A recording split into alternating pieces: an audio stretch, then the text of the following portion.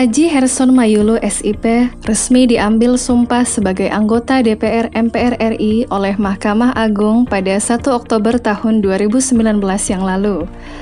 Waktu demikian cepat berlalu, kalender telah berganti. Tidak terasa pada Januari 2021 ini, Herson Mayulu telah 1 tahun lebih mengemban tugas sebagai wakil rakyat utusan daerah pemilihan Sulawesi Utara. Tentu saja, sebagaimana tekadnya pada saat pencalonan pemilihan legislatif tahun 2019 lalu, bahwa ia akan bersungguh-sungguh menjadi anggota DPR RI yang baik bagi rakyatnya. Maka tekad ini pula yang ia wujudkan dalam bekerja.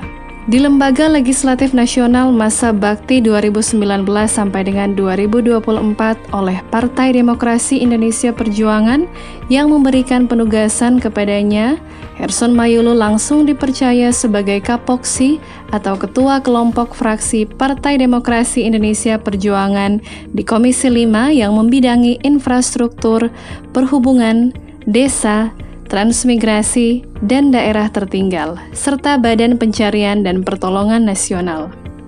Sebagai tokoh politik yang karir awalnya dimulai dari lembaga birokrasi, Herson Mayulu sangat mudah menyesuaikan diri dengan lanskap politik nasional. Tidak menunggu lama, di tahun pertama ini, Herson Mayulu telah mampu memperlihatkan kinerja yang sangat baik sebagai anggota DPR RI Komisi 5. Di bidang infrastruktur kecil, Herson berhasil memperjuangkan anggaran yang peruntukannya untuk membiayai pembangunan irigasi kecil dalam bentuk program percepatan peningkatan tata guna air atau P3TGAI di 125 lokasi, pembangunan jalan desa, jalan perkebunan, pasar desa, maupun drainase desa yang diwadahi melalui program pengembangan infrastruktur sosial ekonomi desa di 30 desa.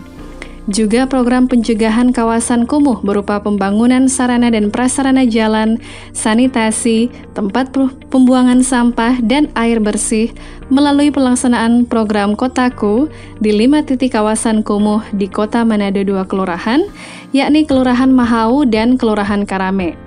Di Kabupaten Bolaang Mongondo 1 lokasi yakni di Kelurahan Inobonto 1. Di Kabupaten Bolaang Mongondo Utara 1 lokasi, tepatnya di Desa Bolang Itang 2. Dan di Kabupaten Bolaang Mongondo Selatan 1 lokasi dengan penempatan di Desa Ilomata. Tidak terkecuali upaya peningkatan kesejahteraan masyarakat yang menyentuh langsung kebutuhan mendasar berupa ketersediaan rumah layak huni yang dikemas dalam bentuk program bantuan stimulan perumahan swadaya atau BSPS dengan penerima bantuan mencapai 1.000 keluarga. Seluruh program dan kegiatan-kegiatan infrastruktur kecil tersebut nilainya sebesar 54,7 miliar rupiah. Dan yang sangat menggembirakan, Herson Mayulu, pelaksanaan pembangunan tersebut dilakukan secara padat karya tunai, di mana yang mengelola dan memanfaatkannya adalah masyarakat itu sendiri. Itu berarti seluruh tenaga kerja yang berhak diambil dari warga setempat dan berhak memperoleh pendapatan dari kegiatan pembangunan itu. Pada dimensi pembangunan infrastruktur besar di Sulawesi Utara, Herson Mayulu memperoleh kesempatan menyuarakannya pada pertengahan tahun 2020 dengan digulirkannya rangkaian pembahasan anggaran pendapatan dan belanja nasional 2021. Hal ini juga sekaligus menegaskan kemampuan mantan bupati 2 periode ini dalam pelaksanaan fungsi-fungsi anggaran DPR. Pada APBN tahun 2021, Kementerian PUPR mengalokasikan anggaran triliunan rupiah untuk pembangunan infrastruktur besar di Sulawesi Utara. Masuknya mega anggaran tersebut selain merupakan implementasi dari perencanaan pembangunan pemerintah pusat, provinsi, kabupaten, dan kota, kemudian dikawal oleh Herson Mayulu. Beberapa di antaranya merupakan usulan langsung dari politisi PDI Perjuangan asal Bolaang Mongondo Raya ini, antara lain 1. Bendungan Lolak di Kabupaten Bolaang Mongondo dan Bendungan Kuil di Kabupaten Minahasa Utara. 2. Revitalisasi dan penataan Danau Tondano di Kabupaten Minahasa. Di Solo ada 1 danau yang sudah masuk di dalam rencana strategis nasional untuk direvitalisasi, yaitu Danau Tondano. 3. Pengendali banjir Sungai Sario, Sungai Tikala, dan Sungai Tondano di Kota Manado, serta pengendali banjir Sungai Dumagin di Kabupaten Bolaang Mongondo Selatan.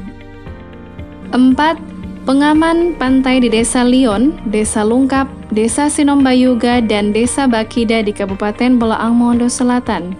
5. Pembangunan Jalan Manado Outer Ring Road. 6. Preservasi Jalan Doloduo Molibagu Momalia sampai Taludaa dan preservasi jalan dalam ibu kota Kabupaten Bolaang Mongondo Selatan. 7. Pembangunan Jembatan Gantung. 8. Penataan kawasan Likupang dan Malalayang. 9. Pembangunan SPAM di Kabupaten Bolaang Mongondo Selatan. 10. Penataan kawasan Masjid Ahmad Yani Kota Manado. 11. Pembangunan Rumah Susun Pesantren Tebu Ireng 7 Buyat, Kabupaten Bolaang Mongondo Timur. Herson Mayulo mengatakan terrealisasinya infrastruktur strategis tersebut merupakan buah kerjasama segenap pemangku kepentingan dalam rangka mendukung pembangunan Sulawesi Utara yang sedang melesat maju di bawah kepemimpinan Gubernur Oli Dondo Kambe dan Wakil Gubernur Stephen O.E. Kando. Di sektor perhubungan, Herson Mayulo juga memberikan gagasan-gagasan cemerlang di forum-forum DPR. Selain berhasil mengakseskan hibah 2 bus sekolah yang telah diberikan kepada pemerintah Kabupaten Bolaang Mongondo Selatan dan pemerintah Kabupaten Bolaang Mongondo Utara, berkali-kali Herson meminta soal pembangunan jalan nasional di Sulawesi Utara benar-benar diperhatikan. Tadi dikatakan oleh Bapak yang dari Bappenas, dana transfer umum akan lebih diperhatikan. Kenapa? Karena daerah tidak fokus. Itu tidak benar. Saya bupati 2 periode, tahu persis bagaimana kekurangan kami di daerah dalam membangun dan memelihara jalan ini. Lebih detail lagi, politisi PDI Perjuangan ini meminta agar ketentuan-ketentuan peraturan Taman Nasional dan hutan lindung yang menghambat pelebaran Jalan Doloduo Molibagu, akses penghubung Kabupaten Bolaang Mongondo dan Bolaang Mongondo Selatan bisa dicari jalan keluarnya. Belum lagi persoalan jalan nasional yang melintas di hutan lindung. Penanganannya sangat sulit, mau diperlebar susah.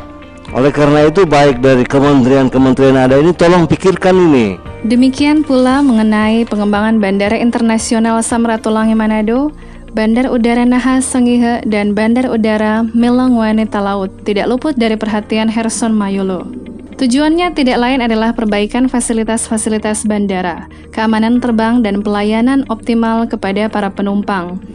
Upaya pengawasan terhadap operasional Bandara Internasional Samratulangi juga dilakukan oleh DPR bersama Kementerian Perhubungan Republik Indonesia demi mewujudkan layanan terbaik bagi pengguna jasa penerbangan domestik maupun internasional, termasuk memberikan dukungan kepada PT Angkasa Pura yang merupakan mitra kerja Komisi 5 untuk menyelesaikan berbagai macam persoalan di seputar bandara. Tugas Herson Mayulo yang lain dan tidak kalah beratnya di Komisi 5 adalah bersama rekan-rekan DPR-nya dan pemerintah berupaya merumuskan revisi Undang-Undang Nomor 22 Tahun 2009 tentang lalu lintas dan angkutan jalan. Dan kita tahu bersama bahwa Undang-Undang Angkutan Lalu Lintas Jalan Raya ini bukan hanya akan digunakan 1-2 tahun, tapi kita memperbaiki undang-undang yang sudah ada mengikuti perkembangan zaman saat ini. Rancangan Undang-Undang tentang Sistem Transportasi Nasional, Rancangan Undang-Undang tentang Percepatan Pembangunan Daerah Tertinggal, Revisi Undang-Undang Nomor 38 Tahun 2004 tentang Jalan, dan beberapa rancangan perundang-undangan penting lainnya. Urgensi pembahasan berbagai perundang-undangan itu sangat penting. Sebagai contoh misalnya pembahasan perubahan Undang-Undang Nomor 22 Tahun 2009 tentang Jalan. Revisi Undang-Undang tentang Jalan menjadi strategis nilainya disebabkan perkembangan teknologi saat ini yang belum terakomodasi di dalam undang-undang terdahulu. Saat ini telah berkembang angkutan orang dengan kendaraan bermotor umum tidak dalam trayek dengan aplikasi berbasis teknologi informasi atau yang lebih sering disebut dengan taksi online. Tujuan perubahan undang-undang ini dimaksudkan untuk mengakomodasi keberadaan taksi online baik beroda 2 maupun 4 serta berbagai perkembangan jasa angkutan yang belum diatur tata cara penggunaannya sehingga tidak dianggap ilegal secara hukum. Sebagai pribadi yang pernah menjabat bupati 2 periode, tentu Herson Mayulo mengetahui persis permasalahan-permasalahan yang dihadapi oleh masyarakat di perdesaan. Melalui Kementerian Desa, Transmigrasi, dan Daerah Tertinggal, ia mendorong penguatan ekonomi masyarakat desa dalam rangka pemulihan ekonomi nasional di tengah-tengah pandemi COVID-19 saat ini, termasuk memberikan dukungan terhadap pelaksanaan padat karya tunai serta bantuan langsung tunai yang bersumber dari dana desa. Di segi yang lain, Herson benar-benar ingin agar desa membangun bukan sekedar slogan tapi menjadi aksi nyata yang dari tahun ke tahun menjiwai gerak langkah seluruh pemangku kepentingan di desa. Pada aras ini, Herson Mayulo memulainya dengan menyorot keberadaan pendamping desa. Disadari olehnya, kesejahteraan masyarakat desa cetak birunya diawali dengan merangkai kualitas perbaikan tata kelola keuangan, perencanaan pembangunan maupun kepemimpinan di desa. Sarana untuk mencapai hal tersebut dilakukan melalui transfer ilmu yang dilakukan dengan perantara para pendamping desa. Oleh sebab itu, Herson Mayulo concern terhadap mereka. Dari Kemendes harus memikirkan ada satu regulasi kepada para petugas pendamping desa ini terutama.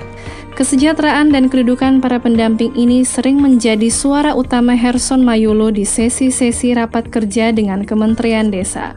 Soal kesejahteraan mereka, Pak Menteri, mudah-mudahan 2021 ada peningkatan. Harapannya, para pendamping desa ini memiliki kemampuan yang baik sehingga mampu membantu aparat desa di Sulawesi Utara dalam mengawal dana desa sebagai bentuk implementasi dari visi Presiden Joko Widodo membangun dari pinggiran. Sebagai anggota DPR RI, Herson Mayulo harus selalu hadir di tengah-tengah masyarakat dalam berbagai keadaan, suka maupun duka. Pada bulan Juli dan Agustus 2020, Kabupaten Bolaang Mongondo Selatan yang berada di pesisir pantai Teluk Tomini dilanda banjir besar. Dari laporan BPBD setempat, kurang lebih 22.655 jiwa terdampak banjir besar tersebut. Di sela-sela pelaksanaan tugasnya, Herson Mayulo mengambil waktu untuk turun bersama-sama dengan pemerintah provinsi, kabupaten, tokoh-tokoh masyarakat, tokoh-tokoh politik, lembaga-lembaga kemanusiaan, dan komponen-komponen masyarakat lainnya, bahu-membahu bergotong royong, meringankan beban masyarakat yang terdampak banjir.